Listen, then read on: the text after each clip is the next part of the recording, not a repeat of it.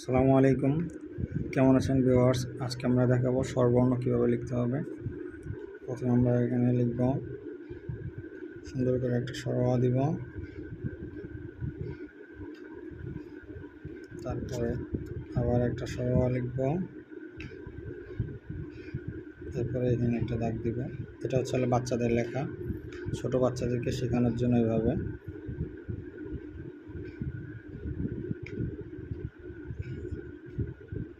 অবশ্যই এখান থেকে ঘোড়া এই পর্যন্ত আনবো, এখানে একটু করবো, এখান থেকে এনে সোজা গোল করে দেবো নিচে, এই সোজা সমান সমান রাখবো। দীর্ঘই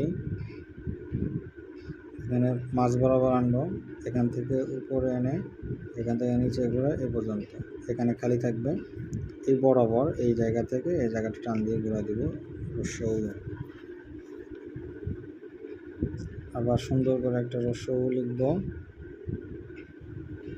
এইখানটা থেকে এই জায়গা থেকে এই পর্যন্ত ধরে দিব।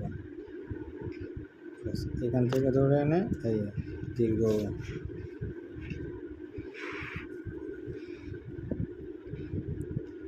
এই দাগ বরাবর এখান থেকে ধরে এই যে এখান থেকে ধরে এই সোজা আনবো, এখান থেকে এনে আবার নিচে সুন্দর করে আনবো বয়ের মতো, এখানে উপরে উঠাবো, এই সমান থাকবে সবগুলা।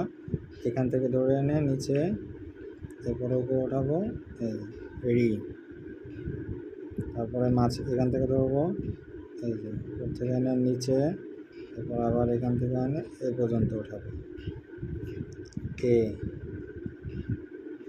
আবার সুন্দর করে একটা এ লিখব, এইখান থেকে ধরে এই পর্যন্ত এটা বরাবর থাকবে ওই। তারপর এখান থেকে ধরে গোল করে আবার একটা গোল করব, মাত্রা বরাবর উঠবে না, এ পর্যন্ত থাকবে। সুন্দর করে আবার এখানে একটা ও লিখব, এখান থেকে ধরে ওয়ের মতো এই জায়গাটা থাকবে, এটা সমান সমান থাকবে। এটা হচ্ছে বাচ্চাদেরকে আমরা এভাবে লেখা শেখাতে পারি। আসসালামু আলাইকুম।